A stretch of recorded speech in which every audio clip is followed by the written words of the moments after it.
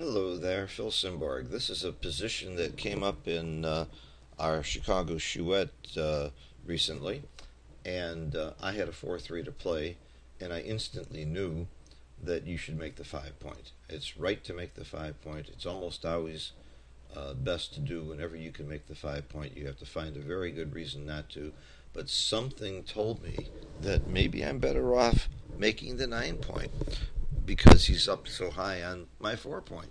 So I looked for a long time and I talked myself out of making the 5 point, and instead I made this play. And I was wrong. I talked myself out of the right play. My knee jerk reaction was right. Your knee jerk reaction is often right, but I have learned from years of experience not to just go with my knee jerk reaction because positions change and there are all kinds of reasons why you don't always make the 5 point and don't always make what you feel is the automatic play. And I talked myself out of it, and I made an error here. It wasn't a huge error, but every time you make an error, you need to look at it. I took a picture of it because I wasn't sure. There wasn't a bet on it. There wasn't screaming and yelling from the people in the chouette. But other people who were there, who were all fine players, weren't that sure. A couple of them said, nah, you make the 5 point, and they were right. It's not the biggest error I've ever made at .035, and it's not a bad play. But what's going on and why, under what circumstances I would make this point instead of this point, intrigued me. And that's how you really understand a position, not just trying to figure out why it's right now. Well, first of all, why is it right now? Because the 5 point's a good point to make. It's the best point.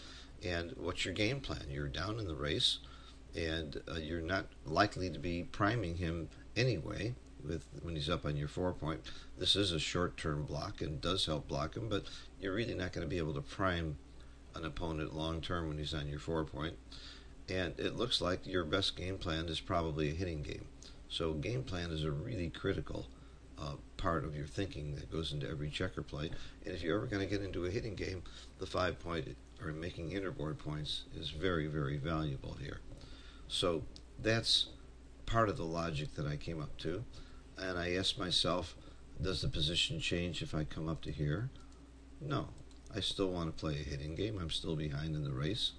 And yeah, there's more of a chance that I might want to play a racing game also, but the 5 point is still very, very valuable. And it's still right, but look, it got closer. What if I move the checkers back to here? Same thinking, same idea. You still want to make the 5 point.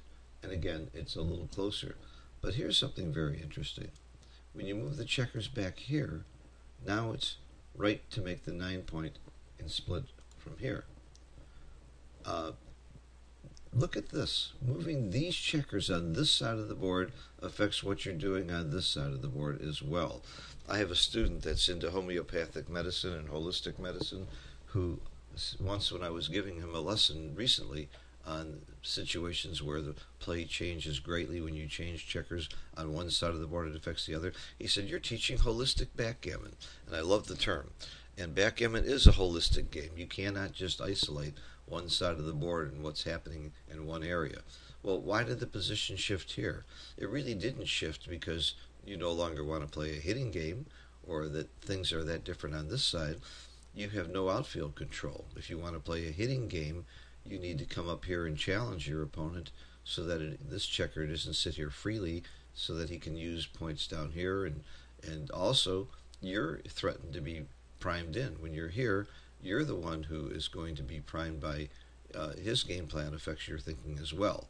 It's going to be hard for you to get these checkers moving when you're on the ace point and you can't play 5s, 4s, and 6s from here. When you are here, you have a direct 6 out. You have some outfield control and some ability to escape and not be primed in. And of course, the same is true here and here. So that's part of what's going on. Part of the reason we didn't make the 5 point is because we can't afford to be stuck on the ace point, and we need to get moving. We need to get a higher anchor or get these checkers moving on this side.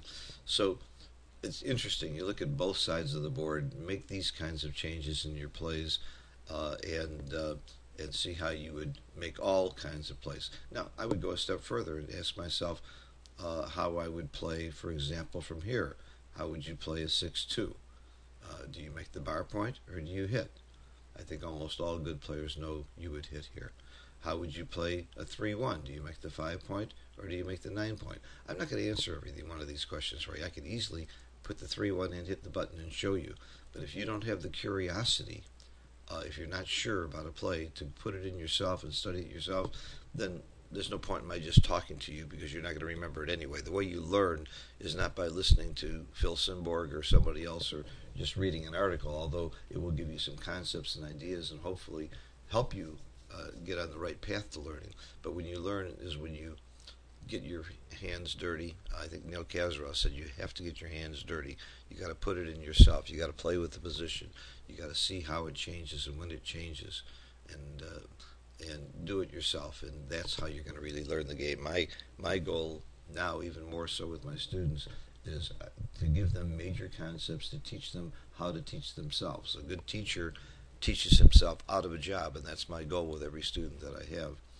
And I hope this will help you, inspire you to do this kind of work yourself and move checkers around when you miss a position, change the role. Sometimes these positions change simply by changing where the cube is. Lots of them, not this one in particular, but other kinds of positions you're going to hit when the cube is turned because you have more reason to go for gammons, and you're not making a safer play when you can turn the cube next time. So where the cube is going to affect things. Other things you can do is change the score. Gammon go and gammon save. There are many plays that are going to change very greatly from a normal match score or from DMP.